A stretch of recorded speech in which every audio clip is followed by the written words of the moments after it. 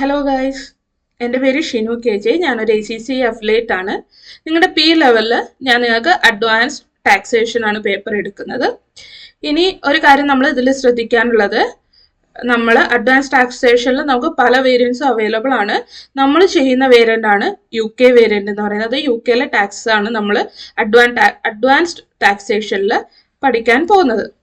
ഇനി അഡ്വാൻസ് ടാക്സേഷനെ കുറിച്ച് പറയുകയാണെങ്കിൽ, നമ്മൾ ടാക്സിൽ എത്രയൊക്കെ പോർഷൻ പഠിച്ചോ ആ പോർഷൻ പ്ലസ് അഡ്വാൻസ് ടാക്സേഷന്റെ കുറച്ച് പോർഷൻ, അത് രണ്ടും കൂടെ കമ്പൈൻ ചെയ്തിട്ടാണ് നമുക്ക് അഡ്വാൻസ് ടാക്സേഷൻ അല്ല മൊത്തം സിലബസ് എന്ന് പറയുന്നത്. ഇതിൽ നമുക്ക് ഏരിയ കുറച്ച്, അതായത് സിലബസ് ഏരിയ കുറച്ച് വൈഡാണ്. നമ്മൾ നന്നായിട്ട് ഡെയിലി പഠിച്ചു പോയാൽ നിങ്ങൾക്ക് ഈസി ആയിട്ട് ക്രാക്ക് ചെയ്യാൻ പറ്റുന്ന ഒരു പേപ്പറാണ് അഡ്വാൻസ് ടാക്സേഷൻ എന്ന് പറയുന്നത്. ഒരു കാര്യം കൂടെ നിങ്ങൾക്ക് എനിക്ക് പറയാനുള്ളത്, ഇപ്പോൾ ചില സ്റ്റുഡൻസിന് നമുക്ക് ടാക്സ് സ്കിൽ ലെവലിൽ നമുക്ക് എക്സംഷൻ കിട്ടി വരുന്ന സ്റ്റുഡൻസ് ഉണ്ട്. അവർക്ക് ATX എടുക്കണം എന്ന് ആഗ്രഹം ഉണ്ടെങ്കിൽ എനിക്ക് ബേസ് ഇല്ല എന്ന് ഒരു കൺസേൺ ഉണ്ടാവും. അങ്ങനെ ഒരു കൺസേൺ നമുക്ക് അഡ്വാൻസ്ഡ് ടാക്സേഷനിൽ വേണ്ട. കാരണം നിങ്ങൾ സ്കിൽ ലെവൽ ഏതൊക്കെ പോർഷൻസ് പഠിക്കുന്നോ ആ പോർഷൻസ് മുഴുവൻ, ഫോർ എക്സാമ്പിൾ നമ്മുടെ basic income tax liability calculation മുതൽ നമ്മൾ അഡ്വാൻസ് ടാക്സേഷനിൽ പഠിക്കുന്നുണ്ട്. അതുകൊണ്ട് ബേസ് ഇല്ല എന്ന് കരുതി ഒരിക്കലും ആരും അഡ്വാൻസ് ടാക്സേഷൻ എടുക്കാതിരിക്കേണ്ട ആവശ്യമില്ല. ഇനി നമുക്ക് നമ്മുടെ പേപ്പറിനെ കുറിച്ച് പറയാം. നമ്മുടെ എക്സാം സ്ട്രക്ചറിനെ കുറിച്ച് പറയുമ്പോൾ നമുക്ക് 2 സെക്ഷൻ ആയിട്ടാണ് എക്സാം സ്ട്രക്ചർ വരുന്നത്. അതായത് സെക്ഷൻ എയും സെക്ഷൻ ബിയും. സെക്ഷൻ എയിൽ ഒരു 50 മാർക്സിന്റെ ക്വസ്റ്റ്യൻ ആണ് നിങ്ങൾക്ക് വരുന്നത്. ആ 50 മാർക്സിൽ 40 മാർക്സ് നിങ്ങൾക്ക് ടെക്നിക്കൽ മാർക്സും ബാക്കി 10 മാർക്സ് നിങ്ങൾക്ക് പ്രൊഫഷണൽ മാർക്കുമായിട്ടാണ് വരുന്നത്. ഫോർ ടെക്നിക്കൽ മാർക്ക് എന്ന് പറഞ്ഞാൽ അത്രയും നാളും നമ്മൾ പഠിച്ച കാര്യങ്ങളെ റിലേറ്റ് ചെയ്തിട്ടുള്ളതാണ് ഈ ടെക്നിക്കൽ മാർക്സ് എന്ന് പറയുന്നത്. ഇനി പ്രൊഫഷണൽ മാർക്ക് എന്താണെന്ന് നമുക്ക് മുന്നോട്ട് പോകുമ്പോൾ നോക്കാം, അതോടെ ഇരിക്കട്ടെ. അപ്പൊ സെക്ഷൻ എയിൽ നിങ്ങൾക്ക് ഒരു 50 മാർക്സിന്റെ question, 40 marks technical and 10 marks നിങ്ങൾക്ക് പ്രൊഫഷണൽ സ്കിൽ മാർക്കായിട്ട് വരുന്നു. സെക്ഷൻ ബിയിലോട്ട് വരുമ്പോൾ നിങ്ങൾക്ക് 2 ക്വസ്റ്റ്യൻ ആണ് വരുന്നത്. അതായത് രണ്ടും 25 മാർക്സ് വെച്ച് ഈച്ച്. ആ 25ൽ 20 മാർക്സ് നിങ്ങൾക്ക് ടെക്നിക്കൽ മാർക്കും ബാക്കി 5 മാർക്സ് നിങ്ങൾക്ക് പ്രൊഫഷണൽ മാർക്കുമായിട്ട് വരുന്നത്. അപ്പൊ ടോട്ടൽ നോക്കുകയാണെങ്കിൽ നിങ്ങൾ സെക്ഷൻ ബിയിലും 40 മാർക്സിന് നിങ്ങൾ ടെക്നിക്കൽ ക്വസ്റ്റ്യൻ ആൻസർ ചെയ്യണം. ബാക്കിയുള്ള 10 മാർക്സ് നിങ്ങൾക്ക് പ്രൊഫഷണൽ മാർക്കായിട്ട് വരും. ക്ലിയർ അല്ലേ? ഇതാണ് നിങ്ങളുടെ എക്സാം സ്ട്രക്ചർ എന്ന് പറയുന്നത്. ഇനി നമുക്ക് നോക്കാനുള്ളത് ചില കാര്യങ്ങളും കൂടെ പറയാനുള്ളത്. നമുക്ക് 3 hours and 50 minutes ആണ് എക്സാം വരുന്നത്. നമുക്ക് എല്ലാ ക്വസ്റ്റ്യൻസും സിനാരിയോ ബേസ്ഡ് ക്വസ്റ്റ്യൻ ആണ് വരുന്നത്. സിനാരിയോ ബേസ്ഡ് ക്വസ്റ്റ്യൻ ആണ്. അതുപോലെ ടാക്സിൽ നിങ്ങൾ ശ്രദ്ധിക്കുക, അഡ്വാൻസ് ടാക്സേഷനിലോട്ട് വരുമ്പോൾ നമ്മൾ തിയറി പ്ലസ് കാൽക്കുലേഷൻ ആണ് നമ്മൾ എഴുതേണ്ടത്. അതായത് നമ്മൾ കാൽക്കുലേഷൻ ചെയ്യുന്നത് നമ്മൾ എന്ത് ചെയ്യണം, തിയറി ആയിട്ട് പറഞ്ഞു കൊടുക്കണം. നമ്മളൊരു ടാക്സ് എക്സ്പേർട്ട് ആണ്. നമ്മുടെ അടുക്ക വരുന്ന ടാക്സ് പേയറിനെ അഡ്വൈസ് ചെയ്യുക, അവർക്ക് ഫേവറബിൾ ആയി വരുന്ന രീതിയിൽ നമ്മൾ അവരുടെ കൺസേൺസ് തീർത്തു കൊടുക്കുകയാണ് നമ്മൾ ചെയ്യേണ്ടത്. ഓക്കെ അല്ലേ? ഇനി നമ്മൾ ടാക്സിൽ എങ്ങനെയായിരുന്നു, നമ്മുടെ അപ്ലൈഡ് സ്കില്ല് ടാക്സേഷനിൽ നമുക്കിപ്പോൾ കൺസ്ട്രക്റ്റീവ് റെസ്പോൺസിൽ ഒരു ക്വസ്റ്റ്യൻ ആണെങ്കിൽ അത് ഇൻകം ടാക്സ് ആയിട്ട് റിലേറ്റ് ചെയ്താൽ നമ്മൾ ഇൻകം ടാക്സിന്റെ കാൽക്കുലേഷൻ മാത്രം അവിടെ ചെയ്താൽ മതി. അല്ലെങ്കിൽ കോർപ്പറേഷൻ ടാക്സ് കാൽക്കുലേഷനാണ് വരുന്നെങ്കിൽ കോർപ്പറേഷൻ ടാക്സ് മാത്രം ചെയ്താൽ മതി. പക്ഷേ അഡ്വാൻസ് ടാക്സേഷനിലോട്ട് വരുമ്പോൾ ഒരു ക്വസ്റ്റ്യനിൽ ചിലപ്പോൾ multiple types of taxes included ആവാൻ ചാൻസ് ഉണ്ട്. ഫോർ എക്സാമ്പിൾ പറയുകയാണെങ്കിൽ ക്യാപിറ്റൽ ഗെയിൻസ് ടാക്സിൽ നിങ്ങൾക്ക് ഡെത്ത് സംഭവിക്കുമ്പോൾ ട്രാൻസ്ഫർ ചെയ്യുന്നത് എക്സംപ്റ്റ് ആണ്. പക്ഷെ ഇൻഹെറിറ്റൻസ് ടാക്സിലോട്ട് വരുമ്പോൾ എന്താണ്, ഡെത്തിന്റെ സമയത്ത് ട്രാൻസ്ഫർ ചെയ്യുന്നതിന് ടാക്സ് കൊടുക്കണം. അപ്പോൾ എന്തായി, ഒരു ക്വസ്റ്റ്യനിൽ ഒരാൾ മരിച്ച സമയത്ത് ട്രാൻസ്ഫർ നടത്തി, അവിടെ എന്ത് വരുന്നുണ്ട്, 2 ടാക്സസ് വരുന്നുണ്ട്. ദാറ്റ് ഈസ് ഒന്ന് ക്യാപിറ്റൽ ഗെയിൻസ് ടാക്സും ഒന്ന് ഇൻഹെറിറ്റൻസ് ടാക്സും. ഓക്കെ അല്ലേ? അതുപോലെ അങ്ങനെ മൾട്ടിപ്പിൾ ടൈപ്പ് ഓഫ് ടാക്സസ് നമുക്ക് എക്സ്പെക്ട് ചെയ്യാം ഒരു ക്വസ്റ്റ്യനിൽ തന്നെ. പിന്നെ നമുക്കറിയുന്ന പോലെ പാസ് മാർക്ക് എത്രയാണ്, 50 മാർക്സിലാണ് നമുക്ക് പാസ് മാർക്സ് വരുന്നത്.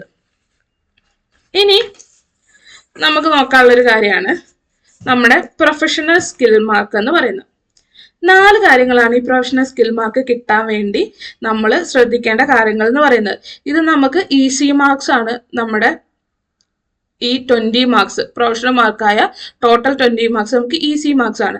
അതെന്താന്ന് വെച്ചാൽ നമ്മുടെ ആൻസർ എഴുതുന്ന പാറ്റേണിൽ നമ്മൾ ഈ പറയുന്ന 4 കാര്യങ്ങൾ ഇൻക്ലൂഡഡ് ചെയ്താൽ നമുക്ക് ആ 20 മാർക്സ് ഈസി ആയിട്ട് ഏൺ ചെയ്യാൻ പറ്റും. അത് നമ്മുടെ പാസ് ആവേണ്ട ചാൻസസ് എന്ത് ചെയ്യും, വളരെയധികം ഇൻക്രീസും ചെയ്യിപ്പിക്കും. അതിൽ ഫസ്റ്റ് ഈ 4 കാര്യങ്ങൾ, that is communication, analysis and evaluation, scepticism and commercial acumen. ഇനി കമ്മ്യൂണിക്കേഷൻ എന്ന് പറയുമ്പോൾ നമ്മളൊരു ആൻസർ എഴുതുമ്പോൾ അത് കറക്റ്റായിട്ട്, ഫോർ എക്സാമ്പിൾ നമ്മുടെ എക്സാം സിനാരിയോയിൽ പറയുമ്പോൾ അത് കറക്റ്റായിട്ട് ആ എക്സാമിനർക്ക് അല്ലെങ്കിൽ നമ്മുടെ പേപ്പർ നോക്കുന്ന ആൾക്ക് മനസ്സിലാവണം നമ്മൾ എന്ത് പറയാനാണ് ഉദ്ദേശിക്കുന്നതെന്ന്. ക്ലിയർ ആയിട്ട് നമ്മളത് കമ്മ്യൂണിക്കേറ്റ് ചെയ്യണം. ഇനി ഒരു പ്രോപ്പർ ഫോർമാറ്റ് ഉണ്ടെന്ന് കരുതിക്കോ. ഫോർ എക്സാമ്പിൾ പറയാം, നമ്മളോട് പറയാം ഒരു മെയിൽ അയക്കുന്ന രീതിയിലാണ് നിങ്ങൾ ചെയ്യേണ്ടത്, അല്ലെങ്കിൽ എന്തെങ്കിലും ബോർഡ് മീറ്റിങ്ങിന്റെ കേസാണ്. അപ്പൊ മെയിൽ അയക്കുമ്പോൾ നമ്മൾ എന്ത് ചെയ്യും, ടു ഇൻക്ലൂഡ് ചെയ്യും, ഫ്രം ഇൻക്ലൂഡ് ചെയ്യും, സബ്ജക്റ്റ് ഡേറ്റ് ഇതെല്ലാം ഇൻക്ലൂഡ് ചെയ്യില്ലേ. അങ്ങനെ ഒരു പ്രോപ്പർ ഫോർമാറ്റ് പറഞ്ഞിട്ടുണ്ടെങ്കിൽ, സ്പെസിഫൈ ചെയ്തിട്ടുണ്ടെങ്കിൽ ആ പ്രോപ്പർ ഫോർമാറ്റിൽ നമ്മൾ എന്ത് ചെയ്യണം, കമ്മ്യൂണിക്കേറ്റ് ചെയ്യണം. നമ്മൾ കമ്മ്യൂണിക്കേറ്റ് ചെയ്യുന്ന കാര്യങ്ങൾ വേഗമായിരിക്കരുത്, ക്ലിയർ ടു ദ പോയിന്റ് ആയിരിക്കണം നമ്മൾ എന്ത് ചെയ്യുന്നത്, കമ്മ്യൂണിക്കേറ്റ് ചെയ്യേണ്ടത്. അപ്പൊ നമ്മൾ ആൻസർ എഴുതുമ്പോൾ അവരൊരു ഫോർമാറ്റ് പറഞ്ഞിരിക്കുന്നത് കറക്റ്റ് ആ ഫോർമാറ്റിൽ എഴുതുക. നമ്മൾ എഴുതുന്ന ഓരോ പോയിന്റ്സും ഓരോ കാര്യങ്ങളും നല്ല കൃത്യമായിട്ട് എഴുതാൻ എപ്പോഴും ശ്രമിക്കാം. അടുത്തതെന്ന് പറയുന്നത് അനാലിസിസ് ആൻഡ് ഇവാലുവേഷൻ. അതായത് നമ്മുടെ വർക്കിങ്സ് കാണിക്കേണ്ടടുത്ത് വർക്കിങ്സ് കാണിക്കുക, അതുപോലെ നമ്മുടെ കൺക്ലൂഷൻ, ഇതെല്ലാമാണ് അനാലിസിസ് ആൻഡ് ഇവാലുവേഷനിൽ പറയുന്നത്. സ്കെപ്റ്റിസിസത്തിൽ പറയുന്നത് എപ്പോഴും നമ്മൾ ഒരു ക്വസ്റ്റ്യൻ മൈൻഡ് നമുക്ക് ഉണ്ടായിരിക്കണം. ഇവര് പറയുന്ന നമ്മൾക്ക് വരുന്ന ക്ലയൻസ് പറയുന്ന കറക്റ്റ് ആണോ ഇല്ലേ എന്നുള്ളൊരു സ്കെപ്റ്റിക്കൽ മൈൻഡ് നമുക്ക് എപ്പോഴും ഉണ്ടായിരിക്കണം ആൻസർ എഴുതുമ്പോഴും. ഇനി കൊമേഴ്ഷ്യൽ അക്യുമെന്റിൽ പറയുന്നത് നമ്മൾ പഠിച്ച ടെക്നിക്കൽ നോളേജ് കറക്റ്റായിട്ട് ഉപയോഗിക്കാൻ നമുക്ക് അറിഞ്ഞിരിക്കണം. നമ്മൾ ഓരോ റൂൾസ് അല്ലെങ്കിൽ ലോസ് പഠിച്ചിരിക്കുന്നത് അതിന് മുകളിൽ നമ്മൾ എന്ത് ചെയ്യണം, അത് നമ്മൾ അപ്ലൈ ചെയ്യാൻ നമുക്ക് അറിഞ്ഞിരിക്കണം. അതിനെയാണ് നമ്മൾ കൊമേഴ്ഷ്യൽ അക്യുപ്മെന്റ് എന്ന് പറയുന്നത്. ഈ 4 കാര്യങ്ങൾ നമുക്ക്, നിങ്ങൾ എഴുതും അയ്യോ ഇതെങ്ങനെ ഇപ്പൊ ശ്രദ്ധിച്ച് ചെയ്യാന്ന്, അങ്ങനെയല്ല. നമ്മൾ എക്സാമിന് അല്ലെങ്കിൽ നമ്മൾ കിറ്റ് പ്രാക്ടീസ് ചെയ്യുമ്പോൾ ഈ 4 കാര്യങ്ങളും നമ്മൾ ഇൻക്ലൂഡ് ചെയ്യാൻ ശ്രമിക്കും. ഫസ്റ്റത്തെ ക്വസ്റ്റനിലൊക്കെ ചിലപ്പോൾ നമുക്ക് ഈ 4 കാര്യങ്ങളും ചെയ്യാൻ പറ്റിയെന്ന് വരില്ല. പോകെ പോകെ കണ്ടിന്യൂസ് പ്രാക്ടീസിലൂടെ ഓട്ടോമാറ്റിക്കലി എന്ത് ചെയ്യും, ഈ 4 കാര്യങ്ങൾ നമ്മുടെ ആൻസറിൽ ഇൻക്ലൂഡഡ് ആയി വരും. അങ്ങനെ ഈസി മാർക്സ് ആയ നമുക്ക് ഈ പ്രൊഫഷണൽ മാർക്കായ 20 മാർക്ക് നമുക്ക് ഏൺ ചെയ്തെടുക്കാൻ പറ്റും. ഓക്കെ അല്ലേ? ഇനി സിലബസ് നോക്കുകയാണെങ്കിൽ ടാക്സിന്റെ അതേ പോർഷൻസാണ് വരുന്നത്. Income tax, capital gains tax, inheritance tax, corporation tax and VAT. പക്ഷെ ഇതിൽ കുറച്ചധികം കാര്യങ്ങളും കൂടെ ഇൻക്ലൂഡഡ് ആയിട്ട് വരും അഡ്വാൻസ് ടാക്സേഷനിലോട്ട് വരുമ്പോൾ. ഇന്ന് നമുക്ക് ഇൻഹെറിറ്റൻസ് ടാക്സിന്റെ ഒരു ചെറിയ പോർഷൻ നോക്കാം. ഒരു ഇൻട്രൊഡക്ഷൻ എന്ന രീതിയിൽ എന്താണ് ഇൻഹെറിറ്റൻസ് ടാക്സ് എന്ന് നമുക്ക് നോക്കാം. ഇൻഹെറിറ്റൻസ് ടാക്സ് എന്ന് പറഞ്ഞാൽ ഒന്നുമില്ല, നമ്മൾ ഇന്ത്യയിൽ അധികം കോമൺ ആയിട്ട് കേൾക്കാത്ത ഒരു കാര്യമാണ് ഇൻഹെറിറ്റൻസ് ടാക്സ് എന്ന് പറയുന്നത്. അതായത് ഞാൻ എൻ്റെ മക്കൾക്ക് ഒരു പ്രോപ്പർട്ടി കൊടുക്കുകയാണ്. നമ്മുടെ നാട്ടിലൊക്കെ എന്ത് ചെയ്യും, അച്ഛന്മാര് അമ്മമാര് പാരൻസ് എന്ത് ചെയ്യും, അവരുടെ പേരിലിരിക്കുന്ന പ്രോപ്പർട്ടി അവർ ജീവിച്ചിരിക്കുമ്പോഴോ അല്ലെങ്കിൽ അവരുടെ മരണശേഷമോ നമുക്ക് എന്ത് ചെയ്യും, മക്കളായ നമുക്ക് തരും. അങ്ങനെ തരുന്ന സമയത്ത് UK അതിന് ടാക്സ് പേ ചെയ്യണം. ആ ടാക്സിനെ നമ്മൾ പറയുന്ന പേരാണ് ഇൻഹെറിറ്റൻസ് ടാക്സ് എന്ന്. ഓക്കെ അല്ലേ? Inheritance tax is primarily a tax in wealth left on death and it also applies to gift during the life time of an individual. ഒരാൾ മരണശേഷം കൊടുക്കുന്ന അല്ലെങ്കിൽ ഇട്ടിട്ട് പോകുന്ന സ്വത്തിന്റെ മുകളിലോ അല്ലെങ്കിൽ ജീവിച്ചിരിക്കുമ്പോൾ കൊടുക്കുന്ന ഗിഫ്റ്റിന്റെ മുകളിലോ പേ ചെയ്യേണ്ട ടാക്സിനെയാണ് നമ്മൾ എന്ത് പറയുന്നത്, ഇൻഹെറിറ്റൻസ് ടാക്സ് എന്ന് പറയുന്നത്. ഇനി ഇപ്പൊ ഇൻഹെറിറ്റൻസ് ടാക്സ് എന്താന്ന് നോക്കിയല്ലേ.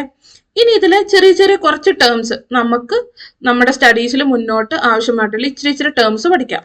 ഫസ്റ്റത്തെ ആണ് ട്രാൻസ്ഫർ ഓഫ് വാല്യൂ എന്ന് പറയുന്നത്. A transfer of value is a gift of any asset which result in the reduction in the value of donor's estate. Transfer of value എന്ന് പറയുന്നത് ഡോണറിന്റെ എസ്റ്റേറ്റിനെ, അതായത് ഡോണറിന്റെ സമ്പത്തിനെ കുറയ്ക്കുന്ന എത്ര എമൗണ്ട് ആണോ ആ എമൗണ്ടിനെയാണ് നമ്മൾ ട്രാൻസ്ഫർ ഓഫ് വാല്യൂ എന്ന് പറയുന്നത്. അതായത് ഡോണറിന്റെ എസ്റ്റേറ്റിനെ എത്രയായിട്ട് നമ്മൾ കുറയ്ക്കുന്നോ ആ കുറയ്ക്കുന്ന എമൗണ്ടിനെയാണ് നമ്മൾ ട്രാൻസ്ഫർ ഓഫ് വാല്യൂ എന്ന് പറയുന്നത്. ഇത് ഒരുപാട് കോംപ്ലിക്കേറ്റഡ് ആയിട്ട് ചിന്തിക്കേണ്ട, നമുക്ക് കണ്ടുപിടിക്കാൻ ഒരു ഇക്വേഷൻ ഉണ്ട്. Value of estate before gift. ഞാൻ കൊടുക്കുന്ന, ഇപ്പൊ ഞാൻ ആ ഡോണർ എന്നിരിക്കട്ടെ, ഡോണറും ഡോണി എന്താന്ന് നിങ്ങൾക്ക് അറിയാലോ. ഡോണർ എന്ന് പറയുന്നത് കൊടുക്കുന്ന ആളും ഡോണി എന്ന് പറയുന്നത് കിട്ടുന്ന ആളും.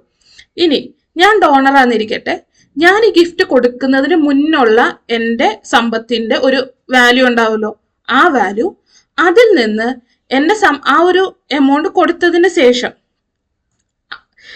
ഞാൻ കൊടുക്കുന്ന gift value of estate before, ഗിഫ്റ്റിന് മുന്നേ എൻ്റെ കയ്യിലിരിക്കുന്ന വാല്യൂ, അതിൽ നിന്ന് എൻ്റെ കയ്യിലിരിക്കുന്ന എസ്റ്റേറ്റ് ഗിഫ്റ്റ് കൊടുത്തതിന് ശേഷം എൻ്റെ കയ്യിലിരിക്കുന്ന എസ്റ്റേറ്റിന്റെ വാല്യൂ ഓഫ് എസ്റ്റേറ്റ് ആഫ്റ്റർ, ഇവിടെ സോറി എഴുതാൻ പറഞ്ഞ ആഫ്റ്റർ ഗിഫ്റ്റ്.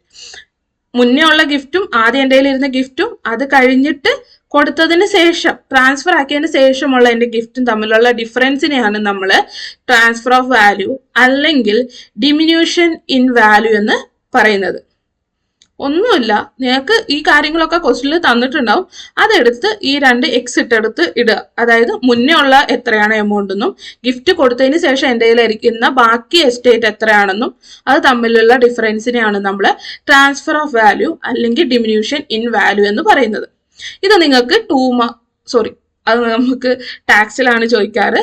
പക്ഷെ നിങ്ങളുടെ കാൽക്കുലേഷനിൽ, അതായത് ATXന്റെ കാൽക്കുലേഷനിൽ വരുമ്പോൾ നമുക്ക് ട്രാൻസ്ഫർ ഓഫ് വാല്യൂ അല്ലെങ്കിൽ ഡിമിന്യൂഷൻ ഇൻ വാല്യൂ കണ്ടുപിടിച്ചിട്ടായിരിക്കും ബാക്കിയുള്ള കാൽക്കുലേഷൻ മുന്നോട്ട് പോകുന്നത്. അപ്പൊ ഇത് ചെറിയ ടോപ്പിക് ആണെങ്കിലും നിങ്ങൾ ഓർത്തിരിക്കണം കേട്ടോ. അടുത്താണ് ചാർജബിൾ പ്രോപ്പർട്ടി എന്ന് പറയുന്നത്. All property which a person is beneficially entitled is deemed to form a part of individual estate. All assets are normally chargeable. ഒരു ഇൻഡിവിജ്വലിന്റെ എല്ലാ പ്രോപ്പർട്ടീസും നോർമലി എന്താണ് നമ്മൾ ചാർജബിൾ പ്രോപ്പർട്ടി എന്ന് പറയാം. ചാർജബിൾ പ്രോപ്പർട്ടി എന്ന് പറഞ്ഞു കഴിഞ്ഞാൽ എന്തിന്റെ മുകളിലാണോ നമ്മൾ ടാക്സ് കൊടുക്കേണ്ടത്, ആ ടാക്സ് കൊടുക്കേണ്ട പ്രോപ്പർട്ടീനെയാണ് നമ്മൾ ചാർജബിൾ പ്രോപ്പർട്ടി എന്ന് പറയാം. നോർമലി എൻ്റെ കയ്യിലിരിക്കുന്ന എല്ലാ സ്വത്തുക്കളും എന്താണ്, എൻ്റെ ചാർജബിൾ പ്രോപ്പർട്ടി ആണ്. ഇനി ചാർജബിൾ പേഴ്സൺ എന്ന് പറഞ്ഞു കഴിഞ്ഞാൽ ആരാണോ ടാക്സ് പേ ചെയ്യേണ്ടത് ആ ടാക്സ് പേ ചെയ്യേണ്ട പേഴ്സണെയാണ് നമ്മൾ ചാർജബിൾ പേഴ്സൺ എന്ന് പറയാം. All individuals are potentially liable to IHT. എല്ലാ ഇൻഡിവിജ്വൽസും നോർമലി എന്താണ് IHT പേ ചെയ്യാൻ ലയബിൾ ആണ്. അപ്പൊ ആരാണോ ടാക്സ് പേ ചെയ്യേണ്ട ആ പേഴ്സണെ നമ്മൾ ചാർജബിൾ പേഴ്സൺസ് എന്ന് പറയും. ചാർജബിൾ പ്രോപ്പർട്ടി എന്ന് പറയുന്നത് എൻ്റെ കയ്യിലിരിക്കുന്ന എല്ലാ പ്രോപ്പർട്ടി എനിക്ക് എന്താ, അത് ഏത് പ്രോപ്പർട്ടി ആണെങ്കിലും ഞാൻ ആർക്കെങ്കിലും ഗിഫ്റ്റ് കൊടുത്തു കഴിഞ്ഞാൽ അതിന്റെ മുകളിൽ ഞാൻ എന്ത് ചെയ്യണം, IHT പേ ചെയ്യണം. എല്ലാ individuals are potentially liable to IHT. എല്ലാ ഇൻഡിവിജ്വൽസും അങ്ങനെ ഒരു ട്രാൻസ്ഫർ നടത്തിയിട്ടുണ്ടെങ്കിൽ ഇൻഹെറിറ്റൻസ് ടാക്സ് പേ ചെയ്തിരിക്കണം. ഓക്കെ അല്ലേ മക്കള്? 3 കാര്യങ്ങൾ: transfer of value, chargeable property, chargeable person. ഇത്രയും മനസ്സിലിരിക്കട്ടെ. അടുത്തത് ഏതൊക്കെ സമയത്താണ് നമ്മൾ ഇൻഹെറിറ്റൻസ് ടാക്സ് പേ ചെയ്യേണ്ടതെന്ന്. ഇനി അതിൽ മെയിനായിട്ട് നമുക്ക് പഠിക്കാനുള്ള 2 സിറ്റുവേഷൻ ആണ്.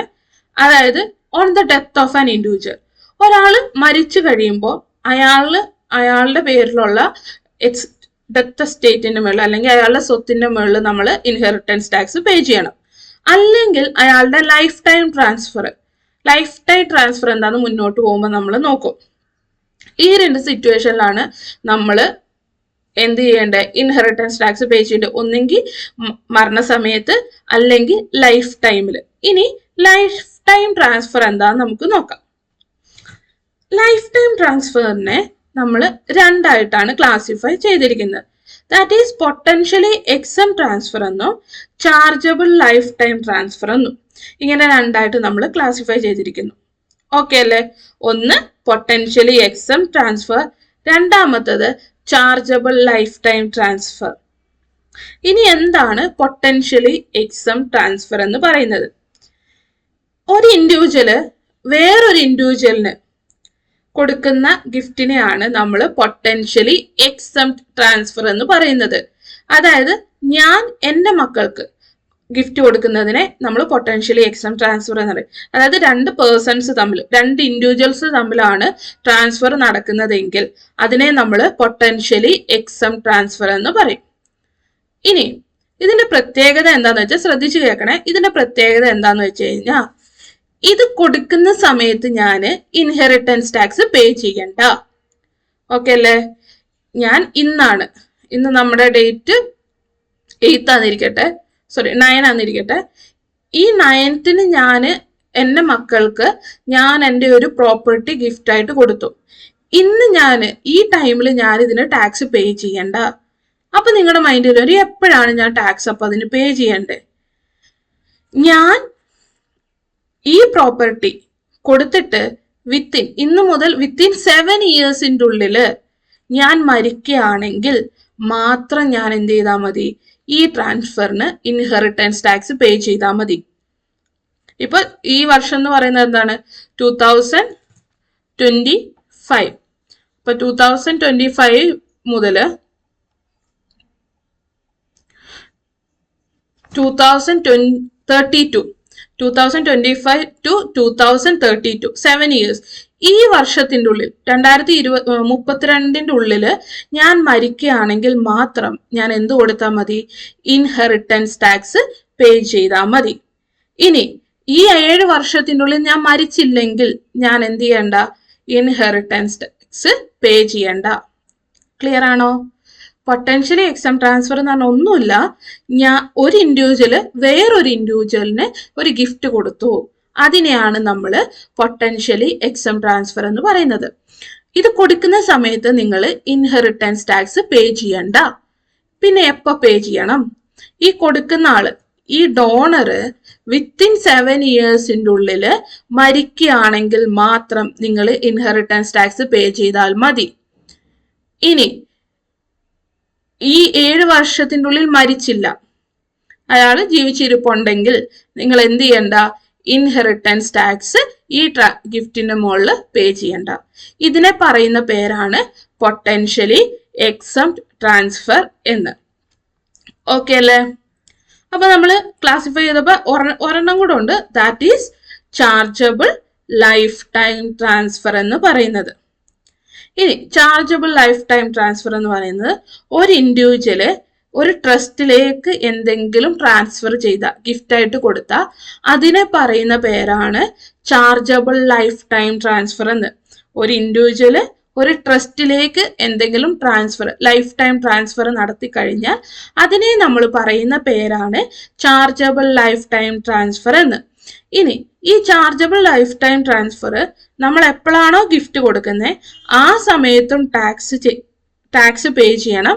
അതുപോലെ തന്നെ ഡെത്തിന്റെ സമയത്തും നമ്മൾ എന്ത് ചെയ്യണം? ആ ഒരു ഇൻഡിവിജ്വൽ മരിക്കുകയാണെങ്കിൽ ആ സമയത്തും ഈ ചാർജബിൾ ലൈഫ് ടൈം ട്രാൻസ്ഫറിന് നമ്മൾ ടാക്സ് പേ ചെയ്തിരിക്കണം. ഓക്കെ ആണോ മക്കളെ? ചാർജബിൾ ലൈഫ് ടൈം ട്രാൻസ്ഫർ എന്ന് പറഞ്ഞാൽ ഒരു ഇൻഡിവിജ്വല് ഒരു ട്രസ്റ്റിലേക്ക് എന്തെങ്കിലും ഗിഫ്റ്റ് ആയിട്ട് കൊടുത്തു അല്ലെങ്കിൽ ട്രാൻസ്ഫർ ചെയ്തു, അതിനെയാണ് നമ്മൾ ചാർജബിൾ ലൈഫ് ടൈം ട്രാൻസ്ഫർ എന്ന് പറയുന്നത്. ചാർജബിൾ ലൈഫ് ടൈം ട്രാൻസ്ഫറിന് ആ ഗിഫ്റ്റ് കൊടുക്കുന്ന സമയത്ത് തന്നെ നമ്മൾ എന്ത് ചെയ്യണം? IST പേ ചെയ്യണം, ഇൻഹെറിറ്റൻസ് ടാക്സ് പേ ചെയ്യണം.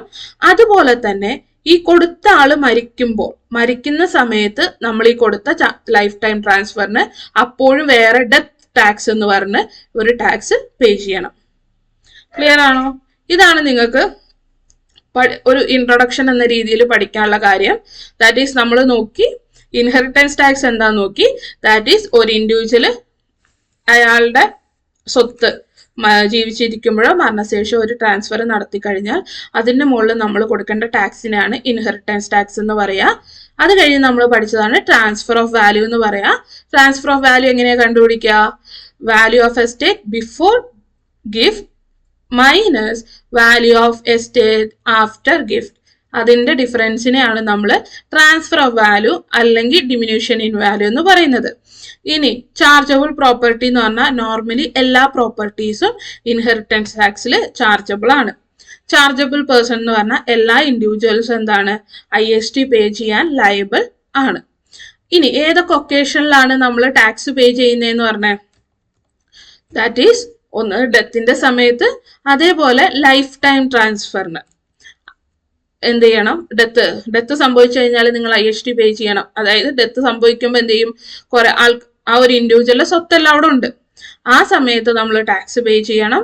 അതുപോലെ തന്നെ ജീവിച്ചിരിക്കുമ്പോൾ എന്തെങ്കിലും ട്രാൻസ്ഫേഴ്സ് നടത്തിയിട്ടുണ്ടെങ്കിൽ അതിനും നമ്മൾ ഇൻഹെറിറ്റൻസ് ടാക്സ് പേ ചെയ്യണം. ഇനി ലൈഫ് ടൈം ട്രാൻസ്ഫറിനെ രണ്ടായിട്ട് നമ്മൾ ക്ലാസിഫൈ ചെയ്തു. That is potentially exempt transfer എന്നും ചാർജബിൾ ലൈഫ് ടൈം ട്രാൻസ്ഫർ എന്നും. പൊട്ടൻഷ്യലി എക്സം ട്രാൻസ്ഫർ എന്ന് പറഞ്ഞാൽ ഒരു ഇൻഡിവിജ്വല് മറ്റൊരു ഇൻഡിവിജ്വലിലേക്ക് ഒരു ട്രാൻസ്ഫർ നടത്തുന്നതിനെയാണ് പൊട്ടൻഷ്യലി എക്സം ട്രാൻസ്ഫർ എന്ന് പറയുന്നത്. അത് വിത്തിൻ 7 ഇയേഴ്സിൻ്റെ ഉള്ളിൽ മരിക്കുകയാണെങ്കിൽ, ആ ഡോണർ മരിക്കുകയാണെങ്കിൽ ഇൻഹെറിറ്റൻസ് ടാക്സ് പേ ചെയ്യണം. അല്ല, അയാൾ 7 വർഷത്തിന് മുകളിൽ ജീവിക്കുകയാണെങ്കിൽ ഇൻഹെറിറ്റൻസ് ടാക്സ് പേ ചെയ്യേണ്ട. ചാർജബിൾ ലൈഫ് ടൈം ട്രാൻസ്ഫറും കൂടെ നമ്മൾ പറഞ്ഞു. ഒരു ഇൻഡിവിജ്വൽ ഒരു ട്രസ്റ്റിലേക്ക് ട്രാൻസ്ഫർ നടത്തുകയാണെങ്കിൽ അതിനെ നമ്മൾ പറയുന്ന പേരാണ് ചാർജബിൾ ലൈഫ് ടൈം ട്രാൻസ്ഫർ എന്ന്. ഈ ചാർജബിൾ ലൈഫ് ടൈം ട്രാൻസ്ഫർ നടത്തുമ്പോൾ നടത്തുന്ന സമയത്ത്, ആ ട്രാൻസ്ഫർ നടക്കുന്ന സമയത്ത് നമ്മൾ IHT പേ ചെയ്യണം. ആ ടൈമിലെ റേറ്റ് വെച്ചിട്ട് നമ്മൾ IHT പേ ചെയ്യണം.